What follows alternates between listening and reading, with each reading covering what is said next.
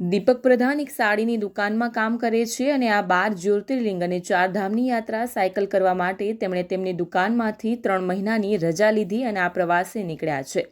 અત્યાર સુધીમાં દીપકભાઈએ 3200 કિલોમીટરની સાયકલ યાત્રા કરી ચૂક્યા છે અને આખું ભારત લગભગ 7000 કિલોમીટર ફરી અને તેઓ આ સાયકલ યાત્રા દરમિયાન જે પણ યુવાઓ તેમને મળે છે તેમને મોબાઈલનો ઓછો ઉપયોગ કરવો અને વધુમાં વધુ ફિઝિકલ ફિટનેસ પર ધ્યાન આપવું તેના પ્રત્યે જાગૃતિ ફેલાવે છે.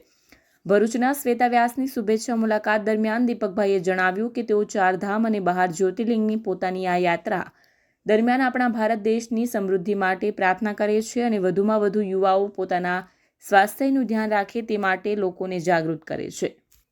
નમસ્તે ભરૂચ. આજે હું સાયકલિસ્ટ શ્વેતા વ્યાસ બીજા એક સાયકલિસ્ટ દીપકભાઈ પ્રધાનને લઈને આવી છું. દીપકભાઈ આપણા ભરૂચમાં કટક ઓડિશાથી આવ્યા છે અને મધ્યપ્રદેશ છત્તીસગઢ થઈને ગુજરાતમાં આવી ચૂક્યા છે. લગભગ 3000 કિલોમીટરની સાયકલિંગ કરીને 12 જ્યોતિર્લિંગ અને 4 ધામની યાત્રા કરવા નીકળ્યા છે.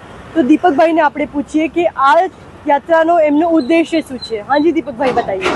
नमस्ते, मैं दीपक प्रधान फ्रॉम कटक उड़ीसा. चारों धाम 12 ज्योतिर्लिंग दर्शन के लिए मैं आज 1.5 महीना हो गया निकलते हुए और 1.5 महीने में मैं जहाँ भी दर्शन के लिए निकलता हूँ, जहाँ भी पहुँचता हूँ, बस जैसे कि शांति और समृद्धि के लिए प्रार्थना करता हूँ. और सबसे मेन ज़रूरी जो है आपका फिजिकल फिटनेस, जो कि हर कोई इग्नोर करता है उसको, उसके लिए हर किसी को प्रेरित करता हूँ. और सबसे मतलब कहीं ज़्यादा स्टेट ढूंढ चुका हूँ मैं अभी, लेकिन गुजरात में जो रिस्पॉन्स मुझे मिला बहुत अच्छा लग रहा है सच में. थैंक यू दीपक जी, आपका भरूच में स्वागत है.